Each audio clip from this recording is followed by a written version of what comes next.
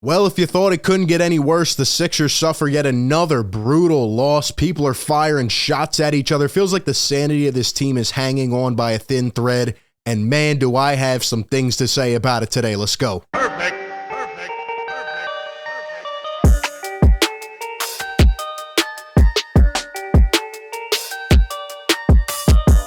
What is going on, everybody? Welcome into Philly Take with RB. You know the drill by now. Hit that like button, subscribe to the show right now, hit the bell so you don't miss any of the content. Good or bad, ups or downs, happy, sad, frustrated, just pissed off, whatever it may be. We will be consistently covering this team every single day as we have, so support the show and the vision. But man, we're back again. The Sixers suffer yet another tough one, 104-95. They go down on the road against the Atlanta Hawks, and these just aren't regular losses. Like they just put a hole in your stomach. They stink. It's annoying. It's frustrating. We're not having a lot of fun watching this team right now. I want to keep this one short, sweet, and simple today. I have four individuals I want to talk about: Doc Rivers, Joel Embiid, Tyrese Maxey, and Daryl Morey. And man, I have some things to say. You're not going to want to miss it. But before we get into that, shout out to the sponsor of today's show, Let's Get Checked.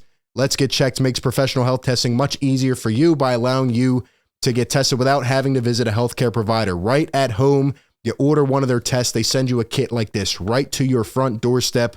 You take the test, and then you send it back, and within 2 to 5 days, all of your confidential results will be available either on their secure website or via their app. You can check it all in real time, or they'll have someone of their team call you to go over the results. Those results are reviewed by a clinician over at the LGC Labs, which are CAP accredited and CLIA approved, which are the highest ranking levels of accreditation. Essentially, what they're doing is staying way ahead of the game, right? You don't have to go to the doctor anymore to get tested. They send a test right to your house, streamlined, expedited, fully backed, and you can go ahead and click any test on their website. Click the link down in the description. Maybe you're a female, you want to get a fertility test, PCOS test. Maybe you're a guy, you want to get a hormone test, a colon screen, whatever it may be. Any test, they have you covered, and you don't even have to leave the front door. It gets delivered right to your front doorstep, and you take the test and get the results just like that. You don't have to go through the copays, the insurance, all that stuff. Go to the doctor's office visits, try to get the scheduling down. None of that, man. Boom, right to the point. Shout out to Let's Get Checked. Click their link down in the description. Use promo code Philly25, get 25% off of any testing kit. Speaking of Let's Get Checked, I might have to go order a health testing kit because, man, these Sixers are draining me. They're draining me. Let's get checked in on my health because right now, man, the Sixers, I just can't stand what I'm seeing right now. I cannot stand what I'm seeing right now. They go down once again, and of course, we just can't have a normal loss. We can never have a normal loss. People say, oh, you get too high, too low. The fact of the matter is other things happen which allow us to be this way. So we're going to start off with Doc Rivers. That's the easy one, okay? Doc Rivers comes out, and it's funny. Let's give a little backstory. So a couple games ago, we blow a terrible game against the Knicks. He takes out Paul Reed, doesn't make the right read, no pun intended, but he doesn't make the right read by keeping Reed in the game, who had 6 steals and 2 blocks. Sixers blow a lead in the last 4 minutes. They collapse. I'm frustrated. I'm going off. People are saying, oh, you're too hard on Doc Rivers. Then we come back last game. He actually makes the right adjustment. He shows he's capable of doing so. He rides George Niang into the fourth quarter. Niang has a spark, wins the game. I give him a ton of credit. Nobody says a dang thing. And then guess what? Right after I give him credit, I say, this is great. This is a great win against a very good Suns team, even though they're banged up. But we can't consistently trust Doc Rivers to do this based off the history. And what does he do? Just the next game, he comes out and once again makes another terrible decision. Now, we need to state this one's a little different. The Sixers played bad. The starters showed no energy. There was no life. We're running terrible offensive sets out here. I mean, we just don't even look like we're trying at some points. And it was just disgusting. But we get down to the last couple minutes. And what does Doc Rivers do? He brings the bench in. He brings what I call the cleanup crew. 5 minutes to go, 6 minutes to go. Waves the white flag. We're down 20. And out of nowhere, a big surprise, the bench unit going up against the Hawks starters, who were probably trying to come out of the game, they go on a huge run. They cut it from 20 to 14 to 12 to 10 to 8 to 6. And with 1 minute, 40 seconds to go, not even like 4 minutes left, with 1:40 to go, Doc Rivers goes back to the classic textbook decision. Let me bring my starters in. Let me take out the bench unit. I'm talking about Montrezl Harrell, the only guy that showed dog and heart on this team. The only guy that was in there trying to get rough with the Atlanta Hawks. Furkan Korkmaz, Shake Milton, Thibault, Paul Reed, all of them together. That lineup brought it down from 20-6. They earned the right to stay in that game, and Doc Rivers, once again, does not have any situational awareness, pulls them out, and honestly, that was just outright embarrassing. That was disrespectful to a degree, and, you know, the starters come back in, a mixture, Embiid, Tobias, Maxey with Furkan and Thibault, I think, or Furkan and Reed. 2 bad shots, 2 allowed defensive holes, and they get 2 easy buckets. Then he pulls the starters back out, brings the bench back in with like 30 seconds. I would have been so pissed if I was one of those bench guys. I mean, how are you going to take me out? I earned that right in my limited opportunity, playing as hard as I could. I cut that lead down. How are you going to take me out of the game? That's just absolutely crazy. Doc Rivers does it again. He will do it again and again, and he just doesn't know how to read the room. I mean, I can only say it so many times. So Doc Rivers does it again, and it was frustrating. And it's just going to be what he does. It's just what he does. And this is why I said after the Knicks game, he needs to go. I mean, we need a shakeup. But anyway, Doc Rivers does that. And then we look at Joel Embiid, right? And Joel Embiid had a pretty bad night in the fourth quarter. Now, early in the game, he was dominating. The last couple games, he's looked better. He's looked healthier, but he gets gassed. Doc Rivers plays him 30,000 minutes, and he doesn't look right. And now Joel Embiid, who was out, you know, in the fourth, late in the third, going into the fourth for a little bit of time, he calls out Doc Rivers. Yes, Joel Embiid firing shots at Doc Rivers. This is not good. Joel Embiid did not love that he was taken out of the game with 4 fouls in the third, which largely coincided with the Hawks' ultimately insurmountable run. This is from Gina Mizell on Twitter. Here's the quote from Joel. "I think I'm smart enough to not foul," he added, "but I thought that's probably when the game changed. They went on that run and we could never get it back. I trust whatever my teammates and my coaches say. Tonight, it just happened to be, at that time, probably the wrong decision." So now Joel Embiid's calling out Doc Rivers. Here we go again. Here we go. Now, I'm all for calling out Doc Rivers because he has been poor as well, as I've stated before. And that there's no, lying about that, right? Like, he's been pretty bad. And I mean, last night, just the offense in general looked terrible. But, we get to this point in the game. And honestly, I got to actually back Doc Rivers on this one. Joel, you played good in the first 3 quarters. You had 4 fouls late in the third. Why did you have 4 fouls? Because you are not giving it your all on defense. I'm just going to say it. You're supposed to be the leader of men. You're supposed to be the leader of this team on and off the court. All right? On the court, you were playing bad defense. You picked up some easy fouls. And then we got to the fourth quarter. The coach has to take you out for a little bit because you're picking up these fouls and you're not playing well and you're sagging on every pick and roll. Teams are literally targeting Joel Embiid, a guy that we once coined as a potential defensive player of the year candidate, as we say every year. And they're targeting him on mismatches because he's not coming up. He's playing drop coverage. He's playing lazy. He's out there getting horsed by Clint Capella. How many rebounds did Capella have last night? He had 10 in 1 quarter. And Joel Embiid's out there just kind of moping around right now, and it's not good. And now you're going to call out the coach, right? So now we're going to have all this stuff going around, floating around. You're supposed to be the leader, man. Last game, you come out after the game, you said, oh, the season didn't start till now, right? We still don't know what happened in the offseason. I think they're hiding something from us because it just doesn't seem to add up. You're not in shape. You don't look right. The mentality's not right with this team. We expected you to build on last year as the MVP. You're not looking in motion right now, man. You're starting to build a little bit, but we are 12 games into a season. You should be better right now. You should. And now we're going to start calling out guys and throwing shots. That is not the time to do this, in my opinion. After this game, especially after the way you played in the fourth quarter, Joel Embiid was abysmal in the fourth quarter. He was great for the rest of the game, but in the fourth quarter, he was bad. And yes, the Hawks went on a run. They went up 20. The bench was able to get it back. Why? Because they played hard. Now I want to show you a play from Joel Embiid. Okay, I want to show you a play from Joel Embiid. And you tell me, because even if you're down, right, you're supposed to be the leader. You should be stepping up here. So I want you guys to look at this play. So this was probably the defining play of the game for me. Joel Embiid at the top. Niang sets a pin down. Tobias is trying to come get it. Of course, Toby slacks back, doesn't come and get it. But look at Joel Embiid. He telegraphs it. He throws a lazy pass, and that's not even the worst of it. Look at this. 3 Atlanta Hawks. Nobody gets back. Nobody gets back. Did we quit right here? Is this a quitting moment? Is this a defining moment? Look at this. Look at this right here. Joel Embiid is in the back. He was the first guy. He was the lead guy for the Sixers. He doesn't run back. He doesn't get back. This is outright embarrassing. I don't want to hear you calling out other people. You should have been playing harder in the fourth quarter. This does not look good from a body language perspective. I don't care who it is. I'm going to call people out when I see it. And this is bad. This is bad. And yeah, man, just not looking good. And again, everybody deserves blame right now. There's just a lot going around, and it's really bad. But you can't be calling out coaches and things like that when you're not playing up to par and you were turning the ball over, right? You're trying to go into full hero mode. You're trying to go with the heroics. You're trying to do everything in the fourth quarter. You're getting double team. You're not giving the ball up. That's why Tyrese Maxey's struggling. Now, again, that's Doc Rivers as well, and guys don't feel comfortable in the roles. I know James Harden's out, but Joe, you got to trust your teammates as well.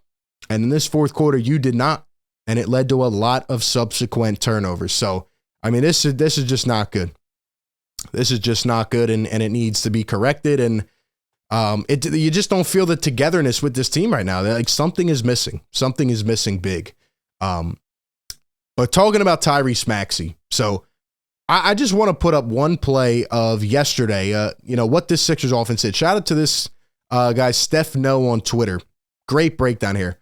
Off a made free throw, the Sixers in this one play do not cross half court until 17 on the clock. The ball doesn't break the 3-point line until there's 2 on the shot clock.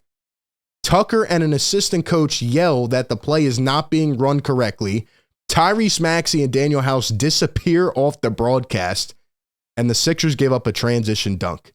Let's just watch this play out. Let's just watch this play out. I mean, this is crazy. This is what we're running. In fact, last night I saw Daniel House running a pick and roll. We had Daniel House Jr. running a pick and roll at one point. We had Niang in at center. We had Joel trying to run point center. There's just no identity with this offense or defense. This is what I say every single time. PJ's over there yelling, and the play's not being run right. He missed a shot. Look, they don't even get back. Look, they're not even looking. And an easy lob. Lob after lob after lob. These are the types of things that just eat you inside when you root for this team and you watch them. It's like, come on, man. That just can't happen. That just can't happen. And a lot of that, again, is on Doc Rivers. We're going out there. We're doing nothing. There's no substance. There's no identity of this team. I've said it since game one. You want to talk about that? That could be a fireable offense. The fact that you have not put together a sufficient game plan consistently for more than one game. After game 2 of the season, you said we're not ready to win. Two games ago, you said we're turning the corner. And now what? Now we're throwing shots at each other. It's a big mess right now. It is a big mess. In terms of Tyrese Maxey, he bleeds right into this. There's no identity. Tyrese Maxey doesn't know his role. When James Harden went out for a month a couple days ago, and I made the video talking about it, everybody was all hyped. Tyrese Maxey's going to be this, and that. And I agree. I think Maxey's going to step up and have a big stretch. But you know what I said in that video? I said we are going to really, really be hurt by the fact James Harden is not on the floor. And honestly, all the James Harden haters should be apologizing right now. We are missing James Harden, the glue piece of this offense. Tyrese Maxey, yes, I do think he's going to have a great stretch and step it up and potentially become an all-star scorer this year. But he's not ready in terms of the facilitation aspect. The Sixers don't have a guy that can bring it all together on the floor. That's why we got Joel Embiid out there running from the perimeter. I mean, how many times are we going to say, get down low? You got a point center out there, and he shouldn't be doing that. You got Daniel House Jr. running pick and rolls. You got Toby who scores 20 in the first minute and then fades. Those things do not happen. When guys are out, when guys do not know their roles, it is the coach's job to step up and dissect it, break it down, and put guys in the right positions and optimize them. It's on the players, but it ultimately comes down to the coach as well, and it's just not getting done right now. It's crazy. Tyrese Maxey's been struggling the last couple games. He looks so out of sync. He's not ready to be that facilitator.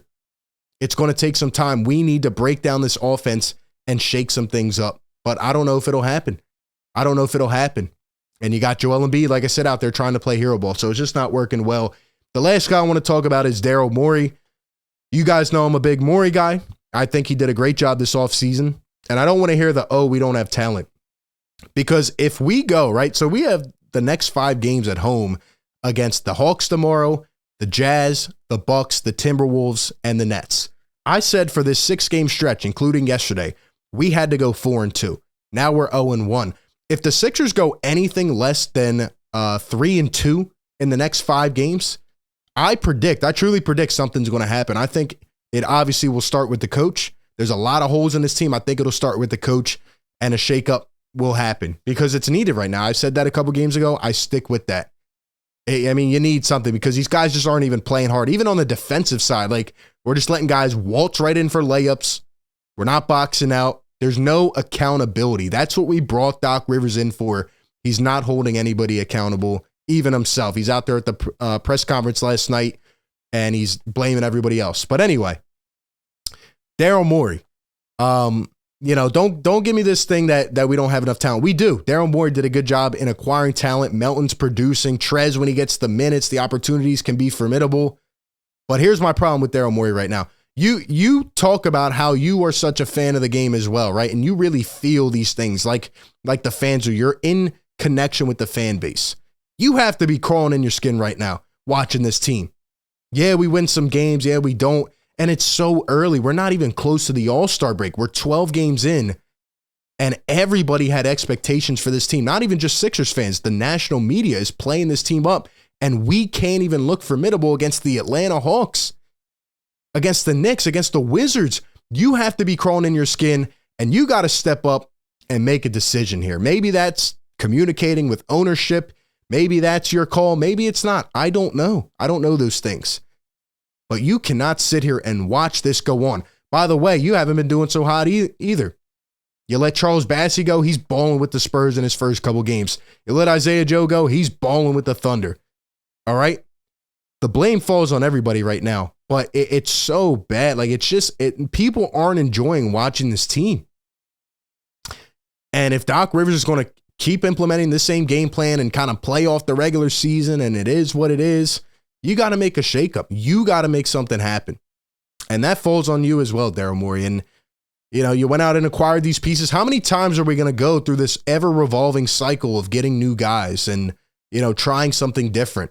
Maybe we got to look at who we have here. Maybe we got to look at the coach and the leaders of this team, Joel Embiid, James Harden, who's obviously not in right now. Right? When do we get to that point where we decide maybe we just don't have enough anymore? Because I don't think that. I really don't. I think we have talent on this squad. I think they need to be optimized and they need to play for something. That should come from internal motivation. But if it doesn't, the coach needs to get it out of him, and he's not. So once again, 5 games coming up. And I think this is going to be the stretch that tells us everything we need to know about this Sixers team. What will they be? Who are they? Do you have any dog in you? Are you going to walk back when you throw a bad pass? Because honestly, that shows weak leadership right there. Or are you going to be the guys to step up, go win 4 out of 5 against tough opponents right now? All those teams could be potential tough threats for this team. Are you going to go and revolve this thing back to your own door? Are you going to spin this thing around and show, hey, we are a talented team? Or are we just going to let things play out and, go through the motions? I think that'll tell a lot about this team. Everybody deserves blame. This has been a huge, long rant. I know I said it was going to be short and simple, but this is therapeutic, man. We need to talk about these things because every one of these losses, it's not even like a regular loss. We can't just have a simple loss where we go out, play hard, and we get beat by a better team that night. No, we're just not trying right now. And this is the season where we have a lot of expectations and things must happen. We have big goals this year. And it almost feels like we're hanging on by a thread. It almost feels like, we're close to sinking the ship already. And I don't like it. So those are my thoughts. Give me all of yours down below in the comments section. I appreciate everybody for tuning in. As always, we'll continue to go live for every game. We'll keep breaking it all down, but things need to change. A lot needs to happen for this Sixers team. Appreciate everybody tuning in. Hit that like button, subscribe, hit the bell so you don't miss any content. And with that being said, I will catch y'all on the next one. Peace.